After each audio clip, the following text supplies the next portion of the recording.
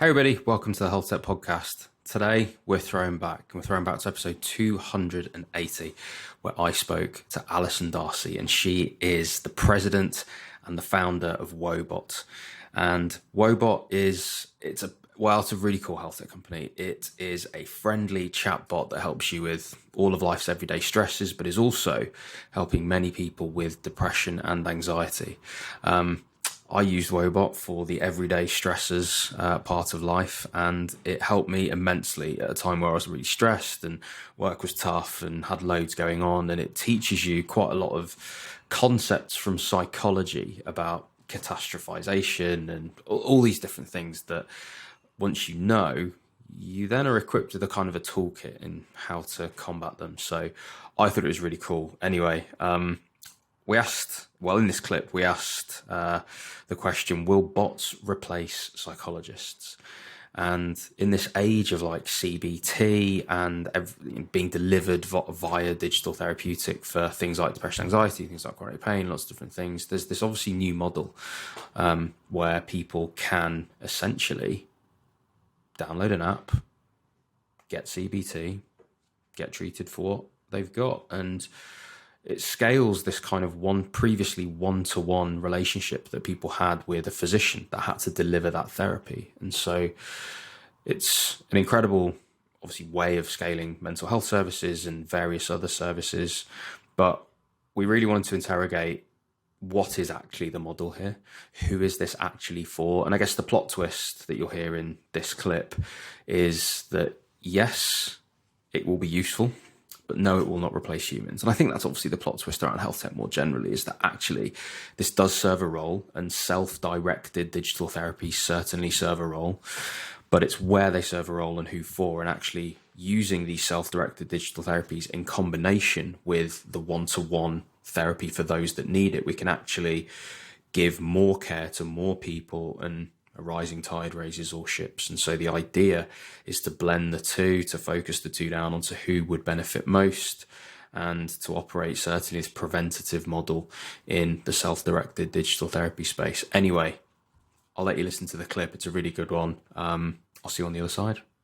You mentioned that technology was relatively jarring for people in your business prior to obviously you starting Woebot. And the digitization of something like healthcare before that's even been started, 10, 15 years ago, not even maybe, I imagine was quite jarring. The idea that technology could come along and play a role in this interaction between a clinician and a patient that is extremely human, extremely nuanced, extremely one-to-one. And we know that we've got a workforce crisis. We know that the one-to-one method of healthcare, particularly mental health care, is not scalable. Well, that's not true. It's not realistic to consider it in the same way as any short-term solution right now. Let's be very clear about that. It takes years to train a clinician from, go psychology from medical school upwards, go clinical psychology from course onwards. These are years long processes, and these problems need to be solved way before we encounter them. So we're encountering a problem now with workforce that's been cooking for a decade, at least arguably. And so, you introducing technology now as a potential solution, you exploring tech options for digitizing CBT, that can't have been easy. And rather than dwelling on that necessarily, that's probably an obvious one that, that was tough. My question really is, do you see technology now as scaling things like CBT for depression, anxiety, chronic pain? There's plenty of ways that CBT is being digitized now into apps and delivered for healthcare. Is this the future? Is it scalable? Is it realistically going to help us solve a problem that we very much have right now with workforce? It has to. Digital has to be part of the solution. There is no doubt. And I tell you, it's not just because, we have, a great shortage and all the supply issue, and which, by the way, was not solved with telemedicine. That did not grow any new humans by, just facilitate. And it actually ended up, and certainly in the US, it ended up giving more access to people who already had access rather than increasing access for people who were traditionally disenfranchised. However, no, the reason why I think it has to is because we actually have to not just treat people who are very ill with human therapists. That still will always have to happen, and we should try and facilitate that such that it happens earlier. But if we're really going to reduce the burden of disease in the population, we have to intervene much earlier with people and allow them to be empower them with better self-driven tools. And we have to sort of change the conversation such that people can see that for those people who can use self-driven tools, they should, because it's ultimately so empowering to be able to come through these issues on your own, learning great skills when you can. I just don't believe that everybody needs to see a human. And I think that there can be so much actual therapeutic value in being able to resolve things on your own with good tools, right? That's maybe it's a controversial idea for some, but I think it's based on, and I don't think it's all therapy that should be in a self-driven digital format, but I think CBT in particular is a therapeutic approach that fundamentally is best delivered as a self-help intervention, but that mostly sometimes gets delivered by humans. But actually, I think in guided self-help version of CBT actually fits with the therapeutic model better than does going to see a therapist in an appointment once a week, that kind of a setting.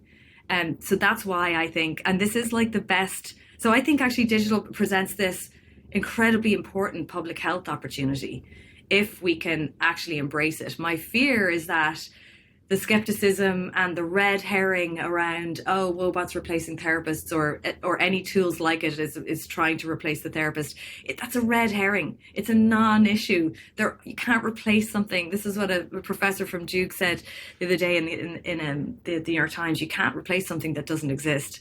That's not the issue. The issue is how can we liberate some of these amazing tools out of the exclusive domain of the clinic and get them into the hands of people if they can use them. Now, not everybody will be able to be successful, and that's okay. And those people really should see humans, because, humans can deal with complexity and a depth of problems that digital never will be able to.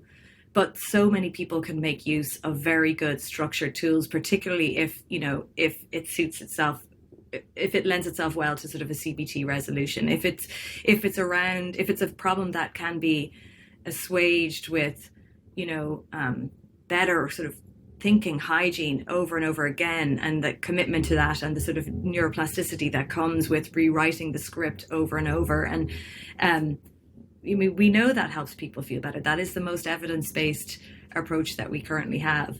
So let me just stop that rant. And did I answer your question? You absolutely did. No, you absolutely did. The answer is it has to. And I think the interesting thing there that I'm taking from that is actually that it's important to consider who for whenever you're asking the question about digital. Absolutely. Because I think that's you've right. really identified there, right? Yeah. So I think it's definitely a case of thinking, well, we are not replacing what is incredibly necessary care from human to human. And you're right.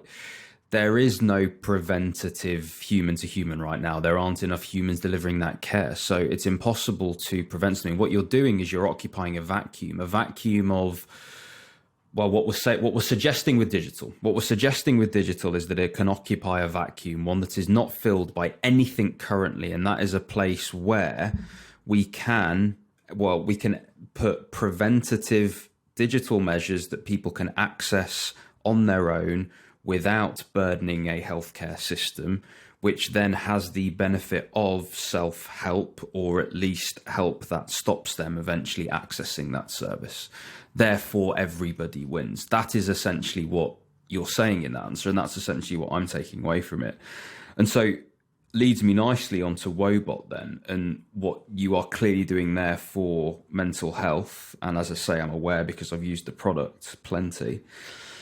I'm interested. So the definition of health tech company is very broad, and I think it often gets used. It's a relatively new term. It often gets used for, I suppose, more of the B2B companies that are selling into healthcare services providers, organizations, that type of thing. But obviously, Woebot is a health tech company. It's health. It's obviously improving human health. It's got plenty of technology involved in it. What is the business model for Woebot, and where is that now compared to perhaps where it was? And what was the thinking behind how you'd actually sell this? And what's the ambition for Woebot with that in mind? Because clearly there is plenty of scope for where you could sell to, how it could be delivered to the masses. Is it pure B2C? Is there a B2B element? Talk to me a little bit about that. It's not, we don't charge individual consumers. So there's a version of Woebot that is kind of I would say the sort of simplified engagement that is free on the App Store. And that's Woebot, but Woebot doesn't have a lot of state there. He doesn't really, he doesn't know, James, that you were talking to him for years, whereas I think, but even, and he should do, because I'll have a word. But it forms the basis of, then we've built a platform that can then sort of create discrete products and solutions for specific intended uses that we then distribute through partners in particular settings, depending on the level, depending on the intended use, actually. And some of those will be in a regulated environment, and we really actually believe in regulation, because we think that in the absence of it, what's happening is people are like, oh, this digital stuff, it's just nonsense. And I think the problem there is that we're undermining this public health opportunity that we have through that perception. And so we're kind of we want to work with regulators to understand what's the correct role for this technology and these discrete products. So for example, we built a solution for postpartum depression that the FDA gave us breakthrough designation for in May 2020. We're building out a solution for adolescents as well, that we intend to also bring through regulatory. And then there are other things that, again, are fundamentally not targeting clinical populations. That would be for everybody. That would be more this is CBT for everybody. This is good life skills. So, I think when you learn CBT, everybody has the same reaction. We should be teaching this stuff in schools. Why are we not this is just good life skills? So we want to create that too. And that's the freely available app that we have in the App Store. I should say that what's fundamentally different, we didn't invent, obviously, digital CBT. It's actually been around for 20 years. People have been making self-driven versions of CBT for a long time. And there's a very healthy literature that shows that digital versions of them can do as well as therapists deliver CBT. And so, but what was different about Woebot, I think, is that we digitized the process of an interaction, rather than just teaching people. I think there's a lot of teaching in CBT as well. And so a lot of the digital versions that came before us were sort of psychoeducational tools. We did bring it one step further and said, no, but we want to be able to encourage people to challenge their thinking in that moment where their thinking is very distorted because of an intense emotion. And because if you can bring somebody through that process, that is the stuff of CBT. That's it in its most distilled format.